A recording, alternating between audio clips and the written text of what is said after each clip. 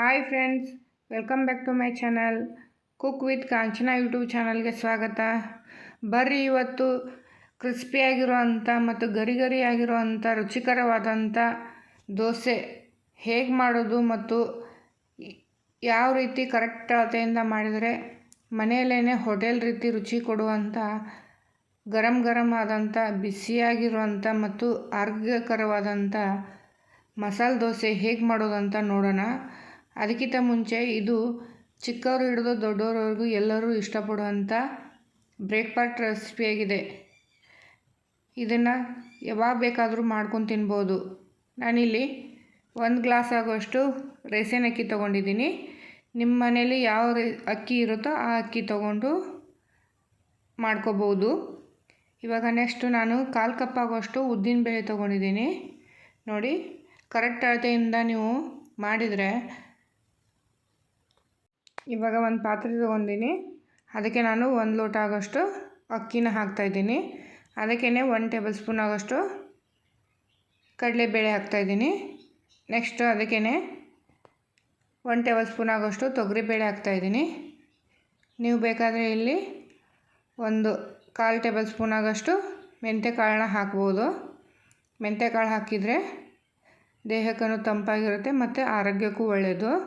ಇವಾಗ ನಾನು ಇದನ್ನು 3 ರಿಂದ 4 ಸಾರಿ ಚೆನ್ನಾಗಿ ನೀರಲ್ಲಿ ತೊಳೆದ್ಬಿಟ್ಟು ಮತ್ತೆ ನೀರು ಹಾಕಿ ನೆನೆಯಕ್ಕೆ ಬಿಡ್ತೀನಿ. ನಾನು ಇದನ್ನು ಓವರ್ನೈಟು 7 ರಿಂದ 8 ಅವರ್ ನೆನೆಬೇಕದು.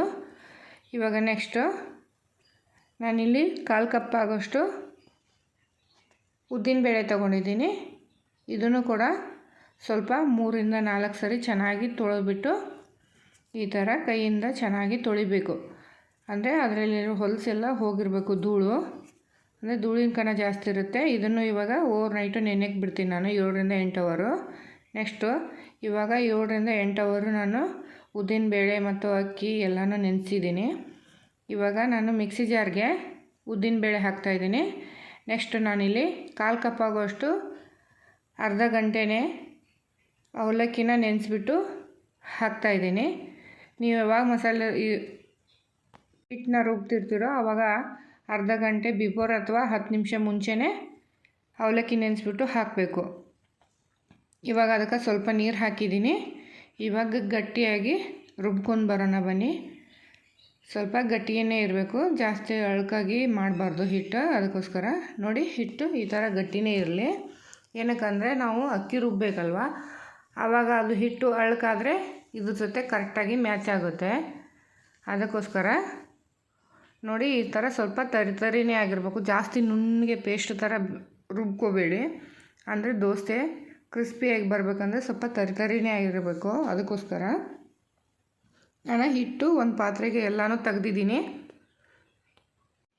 ಇವಾಗ ಅದೇ ಮಿಕ್ಸಿ ಜಾರ್ಗೆ ರಾತ್ರಿ ಓವರ್ನೈಟು ನೆನೆಸಿಟ್ಟಿದ್ದೆ ನಾನು ಅಕ್ಕಿ ಮತ್ತು ತೊಗರಿಬೇಳೆ, ಕಡಲೆಬೇಳೆ ಎಲ್ಲನೂ.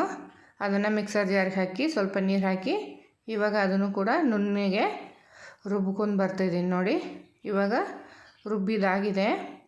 ನೋಡಿ ಎಷ್ಟು ಚೆನ್ನಾಗಿ ಬಂದಿದೆ. ಈ ಥರ ಸ್ವಲ್ಪ ಹಿಟ್ಟು ನೊರೆ ಥರ ಬರಬೇಕು.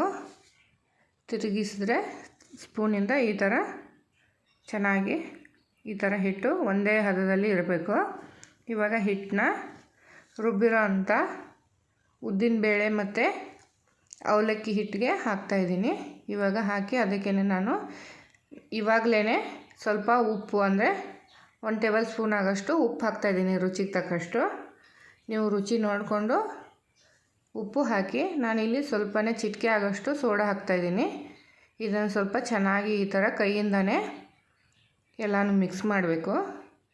ನೀವು ಉಪ್ಪು ಅಥವಾ ಸೋಡಾ ನೀವು ಯಾವಾಗ ಹಿಟ್ಟು ದೋಸೆ ಮಾಡ್ತೀರೋ ಆವಾಗ ಹಾಕ್ಬೋದು. ಇವಾಗ ಈ ಥರ ಒಂದೇ ರೀತಿಯಾಗಿ ಹಿಟ್ಟು ಚೆನ್ನಾಗಿ ಕೈಯಿಂದ ಒಂದು 4 ರಿಂದ 8 ನಿಮಿಷ ಕೈಯಿಂದನೇ ಚೆನ್ನಾಗಿ ಮಿಕ್ಸ್ ಮಾಡಬೇಕು. ಹಿಟ್ಟು ಎಷ್ಟು ಚೆನ್ನಾಗಿ ಮಿಕ್ಸ್ ಮಾಡಿಡ್ತೀರೋ ಅಷ್ಟು ಚೆನ್ನಾಗಿ ಉಬ್ಬಿ ಬರುತ್ತೆ. ಇವಾಗ ಚೆನ್ನಾಗಿ ಮಿಕ್ಸ್ ಆಗಿದೆ. ಇದನ್ನು ನಾನು ಓವರ್ನೈಟು ನೆನೆಯಕ್ಕೆ ಬಿಡ್ತೀನಿ. ಒಂದು ಗಟ್ಟಿಯಾದ ಪಾತ್ರೆ ಮೇಲೆ ಮುಚ್ಚಿ ಏನಾದರೂ ಒಜ್ಜಿ ಇರೋವಂಥ ಡಬ್ಬಿ ಅಥವಾ ಕಲ್ಲು ಏನಾದರೂ ಇಟ್ಟು ಅಂದರೆ ಬಿಟ್ಟಿರ್ತೀನಿ. ಇವಾಗ ನೆಕ್ಸ್ಟು ಬೆಳಗ್ಗೆ ಮಾರ್ನಿಂಗು ನಾನು ತೆಗ್ದಿದ್ದೀನಿ. ನೋಡಿ ಎಷ್ಟು ಚೆನ್ನಾಗಿ ಹಿಟ್ಟು ಉಬ್ಬಿ ಬಂದಿದೆ. ಇದನ್ನು ನಾನು ಬೇಕಾದರೆ ನೀವು 8ರಿಂದ 10 ಅವರಲ್ಲೇ ಮಾಡ್ಕೋಬೋದು ನೆನೆ ಇಟ್ಕೊಂಡು. ಇವಾಗ ಚೆನ್ನಾಗಿ ಹಿಟ್ಟು ಉಬ್ಬಿ ಬಂದಿದೆ ನೋಡಿ. ನಾನು 1 ಗ್ಲಾಸ್ ಹಿಟ್ಟಿಗೆ 2 ಗ್ಲಾಸ್ ಆಗೋಷ್ಟು ಹಿಟ್ಟು ಚೆನ್ನಾಗಿ ಉಬ್ಬಿ ಬಂದಿದೆ. ಇವಾಗ ಇದರಲ್ಲಿರೋ ಅರ್ಧ ಹಿಟ್ಟನ್ನ ನಾನು ಇನ್ನೊಂದು ಪಾತ್ರೆಗೆ ತಕ್ಕೋತೀನಿ. ಹಿಟ್ಟು ಅಂದರೆ ದೋಸೆ ಕ್ರಿಸ್ಪಿಯಾಗಿ ಮಾಡಬೇಕಾದ್ರೆ ಅದಕ್ಕೆ ನಾನಿಲ್ಲಿ ಸ್ವಲ್ಪ 1 ಟೇಬಲ್ ಸ್ಪೂನ್ ಆಗೋಷ್ಟು ಸಕ್ಕರೆ ಹಾಕ್ತಾಯಿದ್ದೀನಿ ಮತ್ತು 1 ಟೇಬಲ್ ಸ್ಪೂನ್ ಆಗೋಷ್ಟು ಚಿರೋಟೆ ರವೆ ಹಾಕ್ತಾಯಿದ್ದೀನಿ, ಅಂದರೆ ಬಿಳಿ ರವೆ ಹಾಕ್ತಾಯಿದ್ದೀನಿ. ಅಂದರೆ ಅದು ನಿಮಗೆ ಗೊತ್ತಾಗಲಿಲ್ಲ ಅಂದರೆ ಬಾಂಬೆ ರವೆ ಅಂತಾರಲ್ಲ, ಬಾಂಬೆ ರವೆ ಅಂತ ಕೇಳಿದ್ರೆ ಎಲ್ಲರಿಗೂ ಗೊತ್ತಾಗುತ್ತೆ. ಅದನ್ನು ಹಾಕಿ ಚೆನ್ನಾಗಿ ಈ ಥರ ಮಿಕ್ಸ್ ಮಾಡ್ತೀನಿ. ನೋಡಿ ಇವಾಗ ಹಿಟ್ಟು 2 ಮಿಕ್ಸ್ ಆಗಿ ಎಷ್ಟು ಚೆನ್ನಾಗಿ ಬಂದಿದೆ. ಒಂದೇ ಅಳತೆಯಿಂದ ಮಾಡಿದರೆ ಕರೆಕ್ಟಾಗಿ ಹಿಟ್ಟು ಬರುತ್ತೆ. ಇವಾಗ ನೆಕ್ಸ್ಟ್ ಒಂದು ಗ್ಯಾಸ್ ಮೇಲೆ ನಾನು ದೋಸೆ ತವೆ ಇಟ್ಟಿದ್ದೀನಿ. ಅದು ಚೆನ್ನಾಗಿ ಕಾದಿದೆ. ಅದಕ್ಕೆ ನಾನು ಈರುಳ್ಳಿಯಿಂದ ಸ್ವಲ್ಪ ಎಣ್ಣೆ ಸವರ್ತಾಯಿದ್ದೀನಿ. ನೀವು ನಾನ್ ಸ್ಟಿಕ್ ತವೆಯಲ್ಲಿ ಮಾಡೋದಾದರೆ ಎಣ್ಣೆ ಹಚ್ಚಕ್ಕೆ ಹೋಗಬೇಡಿ, ಅದರ ಅವಶ್ಯಕತೆಯೇ ಇರಲ್ಲ. ಇವಾಗ ನಾನು 1.5 ಟೇಬಲ್ ಸ್ಪೂನ್ ಆಗೋಷ್ಟು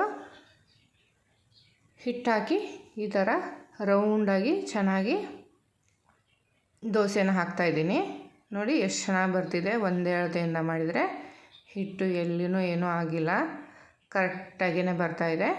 ಈ ಥರ ರೌಂಡಾಗಿ ಹಾಕೋಬೇಕು. ಇವಾಗ ದೋಸೆ ಚೆನ್ನಾಗಿ ಬೇಯ್ತಾ ಇದೆ.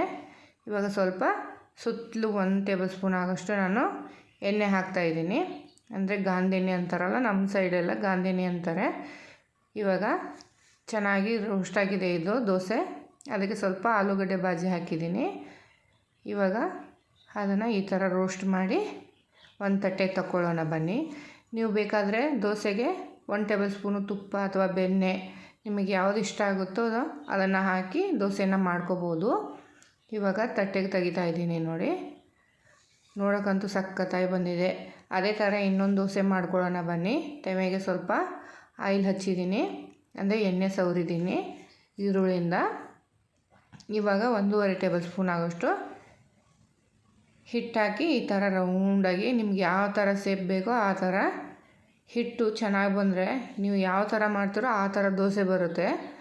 ಪರ್ಫೆಕ್ಟ್ ಅಳತೆಯಿಂದ ಮಾಡಬೇಕು, ಅದೇ ಮೇನ್.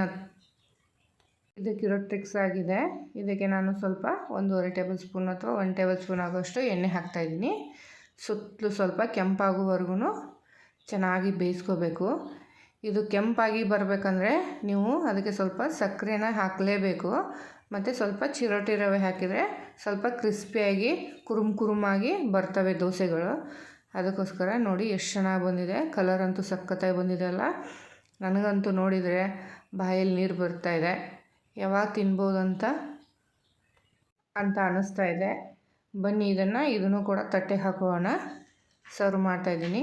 ಅದ್ರ ಜೊತೆ ಕಾಂಬಿನೇಷನ್ ಆಗಿ ಆಲೂಗಡ್ಡೆ ಪಲ್ಯ ಮತ್ತು ನಾನು ಕಾಯಿ ಚಟ್ನಿ ಮಾಡಿದ್ದೀನಿ. ಕಾಯಿ ಚಟ್ನಿ ಮತ್ತು ಆಲೂಗಡ್ಡೆ ರೆಸಿಪಿ ಬೇಕಾದರೆ ನೆಕ್ಸ್ಟ್ ಎಪಿಸೋಡಲ್ಲಿ ನಾನು ಅಪ್ಲೋಡ್ ಮಾಡ್ತೀನಿ. ಇವಾಗ ರೆಡಿಯಾಗಿದೆ ದೋಸೆ. ಟೇಸ್ಟ್ ಹೇಗಿದೆ ಅಂತ ನೋಡೋಣ. ನಿಮಗೂ ಕೂಡ ಈ ಪರ್ಫೆಕ್ಟ್ ಅಳತೆಯಿಂದ ಮನೆಯಲ್ಲೇ ಮಾಡ್ಬೋದಂಥ ಹೋಟೆಲ್ ರುಚಿಯಲ್ಲೇ ಸಿಗುವಂಥ ದೋಸೆ ರೆಸಿಪಿ ಇಷ್ಟ ಆಗಿದೆ ಪ್ಲೀಸ್ ಲೈಕ್ ಮಾಡಿ, ಶೇರ್ ಮಾಡಿ ಮತ್ತು ಕಮೆಂಟ್ ಮಾಡಿ. ಪಕ್ಕದಲ್ಲಿರೋ ಬೆಲ್ ಬಟನನ್ನು ಸಬ್ಸ್ಕ್ರೈಬ್ ಮಾಡ್ಕೊಳ್ಳಿ. ಇಲ್ಲಿವರೆಗೂ ನನ್ನ ರೆಸಿಪಿನ ನೋಡಿದ್ದಕ್ಕೆ thank you so much all of you.